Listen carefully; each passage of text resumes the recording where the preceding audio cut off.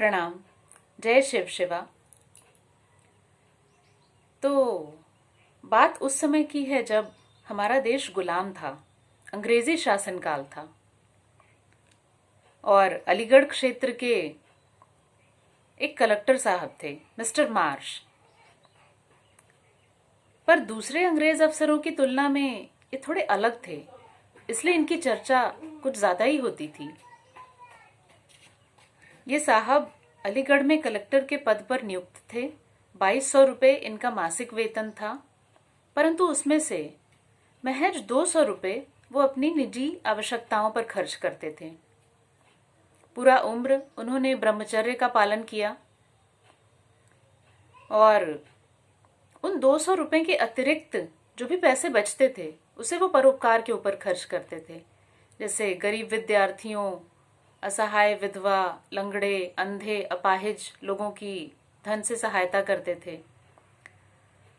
यह सब तो ठीक है, पर इस सब से ज्यादा आश्चर्य में डालने वाली जो बात थी वह यह कि नियमित रूप से हर महीने 500 रुपये वे रामायण के ऊपर खर्च करते थे।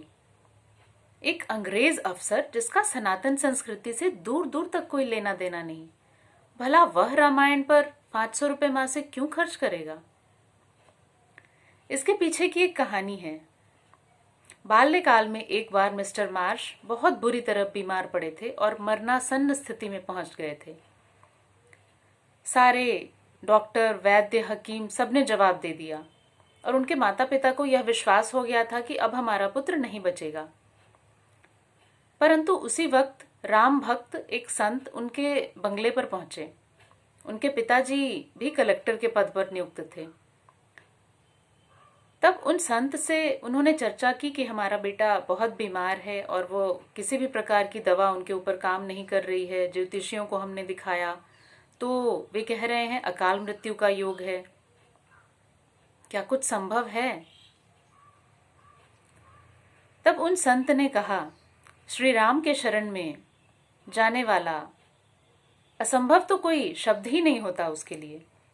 अकाल मृत्यु क्या चीज है? जब हम मृत्यु तक को पीछे कर सकते हैं, हरा सकते हैं, तो अकाल मृत्यु क्या चीज है? और ऐसा कहकर उन्होंने कुछ अपनी आवश्यकताएं बताई कि हमें एक अलग कमरा चाहिए, कुछ सामान का लिस्ट बताया उनको कि आप ये सारे सामान मंगवा लीजिए। और 9 दिनों का पूजा अनुष्ठान उन्होंने किया। उस अनुष्ठान में उन्होंने रामायण का पाठ किया और विशेष रूप से एक मंत्र था जिसका कि उन्होंने हवन किया, पाठ किया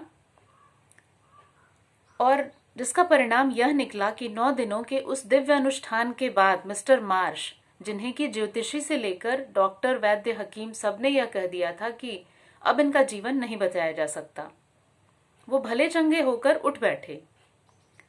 तो शायद यह कारण था कि रामायण के प्रति उनकी ऐसी आस्था थी। इसके अलावा उनका जीवन काल और रहने का तरीका थोड़ा भिन्न था। वह दिन में अपने कार्य पर जाने के बजाय रात में 9 बजे के बाद कचहरी जाते और वहीं लोगों की फरियाद सुनते। तो लोगों ने कहा कि आप दिन के वक्त काम पर क्यों नहीं जाते, ये रात में काम पर क्यों जाते हैं? तब मिस्टर मार्श ने उत्तर दिया, गरीब जनता, गरीब किसान अपनी फरियाद लेकर हमारे पास आती है। अब दिन के समय तो चपरासी, पेशेकार, वकील और 10 तरह के सरकारी अफसर होते हैं जिन्हें अपनी जेबें भरनी होती है, तो वो अतिरिक्त खर्चा उन्हें करना पड़ता है। इसके अतिरिक्त तारीख पर तारीख कोई उचित फैसला नहीं, गवाह और ये सब कुछ देखने का। तो उन्होंने कहा, ये सब झंझट क्यों पालना? मैं देर रात इसलिए जाता हूँ कि उस वक्त केवल वहां पर एक चपरासी होता है और पेशेकार होता है और मैं होता हूँ। किसान अपनी फरियाद लेकर आता है, नीम के पेड़ के नीचे लालटेन जलाकर मैं बैठ जाता हूँ और मुंह जबानी ही उसकी फरियाद सुनकर रामायण के अनुसार जो फैसला होना चाहिए वह फैसला वहीं के वहीं उसे सुना देता हूँ। तो जो न्याय, जो कार्य उसी क्षण तत्क्षण संभव है, उसके लिए इतनी खींचतान क्यों करनी? उस बेचारे किसान के ऊपर इतना आर्थिक दबाव क्यों डालना? तो इतना सब होने के बाद एक बार उनके एक वरिष्ठ कमिश्नर ने वायसराय से उनकी शिकायत लगा दी कि यह कैसा कलेक्टर आपने अलीगढ़ में नियुक्त कर दिया है? ये दिन के वक्त काम पर नहीं जाते, सांझ ढलने के बाद काम पर जाते हैं। जरा सी बारिश हुई नहीं कि किसानों की जो लगान है वो माफ कर देते हैं, ऊपर से आर्थिक सहायता और देते रहते हैं। इन्हें तो कलेक्टर नहीं बल्कि किसी चर्च में पादरी होना चाहिए। तब इस पर वायसराय ने उत्तर दिया, मिस्टर मार्श एक उच्च स्तर के संत हैं और मैं उनका बहुत सम्मान करता हूं। आप यही मान लीजिए कि वे अलीगढ़ के जॉर्ज पंचम हैं।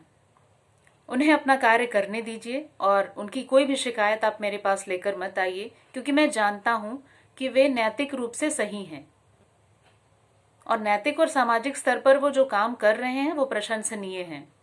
इस शिकायत का असर यह हुआ कि मिस्टर मार्श की पदोन्नति हो गई और वे कमिश्नर बन गए और उनकी मासिक आय में भी वृद्धि हो गई। 2200 की जगह अब 3600 रुपये मिलने लगे। तो यह तो रामायण की महिमा है, श्री राम की भक्ति की महिमा है।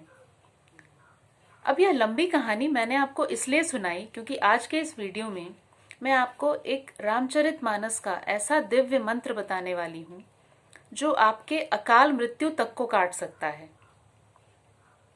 अगर किसी के भी ऊपर अकाल मृत्यु का साया है, कोई ऐसी व्याधि, कोई ऐसी दुर्घटना जिसके वजह से अकाल मृत्यु का उनके ऊपर प्रभाव हो रहा है या वैसी किसी समस्या से वे ग्रसित हैं, तो यह मंत्र जो मैं आपको बताने वाली हूं, आप इसका सच्चे हृदय से पाठ करें और बल्कि अगर संभव हो तो किसी पुरोहित के द्वारा विधि विधान सहित इसका अनुष्ठान करवाएं, तो इसमें आश्चर्यजनक रूप से परिणाम देखने को मिलते हैं। तो सबसे पहले आप यह मंत्र नोट कर लीजिए। वह मंत्र कुछ इस प्रकार है, नाम पाहरू दिवस निसी, ध्यान तुम्हार कपाट, लोचन निजपद जंत्रित, जाही प्राण के ही बाट। एक बार फिर से मैं दोहरा देती हूं यह मंत्र, नाम पाहरू दिवस निसी, ध्यान तुम्हार कपाट, लोचन निजपद जंत्रित, जाही प्राण के ही बाट।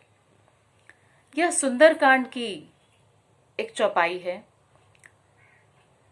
और यह अपने आप में मंत्र सिद्ध और दैवीय शक्ति से परिपूर्ण है। देखिए, मैं अपने पहले की वीडियो में भी आपको यह बता चुकी हूं कि श्री तुलसीदास जब रामायण की रचना कर रहे थे तब कई बार ऐसा हुआ कि उनकी चेतना बिल्कुल शून्य में स्थिर हो गई। कहने का मतलब आगे उन्हें समझ ही नहीं आ रहा था कि अब आगे मुझे क्या लिखना चाहिए, और बहुत अधिक दिमाग पर जोर डालने के बाद भी वो आगे नहीं लिख पा रहे थे। और इसी बीच उन्हें नींद लग गई। उनकी आंख लगने के बाद ऐसा कहा जाता है कि श्री रामचंद्र ने आकर उन अधूरे दोहों और चौपाइयों को स्वयं लिखकर पूर्ण किया। तो रामचरितमानस के वे दोहे जिन्हें श्री तुलसीदास ने नहीं बल्कि श्री राम ने लिखकर पूर्ण किया, वो अपने आप में मंत्रों की शक्ति से और सनातन शक्ति की समृद्धि से परिपूर्ण हैं। और सबसे बड़ी बात यह कि देखिए, वैदिक संस्कृति और सनातन संस्कृति में जितने भी अनुष्ठानों का जिक्र मिलता है उन सब में पवित्रता, शुद्धि, और जब हम मंत्र बोलते हैं तो उसमें शुद्धि का होना अनिवार्य होता है। अगर उसमें कोई त्रुटि हो तो उसका उल्टा प्रभाव भी देखने को मिलता है। पर रामचरितमानस के इन दोहों की विशेषता यह है कि इनकी मानस मंत्र साधना अगर की जाए और इसमें किसी प्रकार की त्रुटि भी हो जाए तो साधक को किसी प्रकार का कोई दोष नहीं लगता। तो मेरा मानना है कि अगर बड़े बड़े क्लिष्ट वैदिक अनुष्ठानों को करने में या करवाने में आप असमर्थ हैं, तब आपको रामचरितमानस के इन मंत्रों का या तो स्वयं पाठ कर अनुष्ठान पूर्ण करना चाहिए या किसी विद्वान ज्योतिषी या प्रकांड विद्वान के द्वारा इसका संकल्प लेकर पाठ कराना चाहिए। बड़े से बड़ा संकट, बड़े से बड़ा जो अकाल मृत्यु की मुसीबत है वह टल जाती है। यह प्रयोग कई लोगों के ऊपर किया गया है। तो पूरी श्रद्धा और विश्वास के साथ अगर आप इस मंत्र का प्रयोग करें तो जो परिणाम होगा उसकी आपने शायद कल्पना भी नहीं की होगी। आशा करती हूँ आपको यह वीडियो अच्छा लगा होगा। मेरे वीडियो को लाइक कीजिए, चैनल को सब्सक्राइब कीजिए और अपने मित्रों और रिश्तेदारों के साथ इसे शेयर करना बिल्कुल मत भूलिएगा। देखिए, हम सब अपने घर में अपने निजी जीवन में व्यस्त होते हैं, पर हमें नहीं पता कि हमारे 4 घर बाद ही कोई घर ऐसा है जिसमें कोई ऐसी इमरजेंसी, कोई ऐसी परिस्थिति आ रखी है जिसमें वे बहुत परेशान हैं। और आपके सिर्फ एकमात्र वीडियो शेयर करने से उनके अंदर एक आशा दौड़ सकती है, उन्हें एक मार्ग मिल सकता है उस मुसीबत से निकलने का। इसलिए अपने मित्रों, रिश्तेदारों के साथ सोशल मीडिया पे इस वीडियो को अधिक से अधिक शेयर कीजिए ताकि लोगों को इस मंत्र का लाभ मिल सके। और अगर आप निजी तौर पर, व्यक्तिगत तौर पर कोई ज्योतिषीय परामर्श लेना चाहते हैं या किसी प्रकार की कोई सहायता चाहते हैं, कोई प्रश्न है आपके, तो आप कमेंट करके मुझे ज़रूर बताएं। व्हाट्सएप नंबर भी मैं शेयर कर लेती हूँ कि अगर निजी तौर पर आपको कोई व्यक्तिगत परामर्श लेना है तो आप मुझे संपर्क कर सकते हैं। जय शिव शिवा।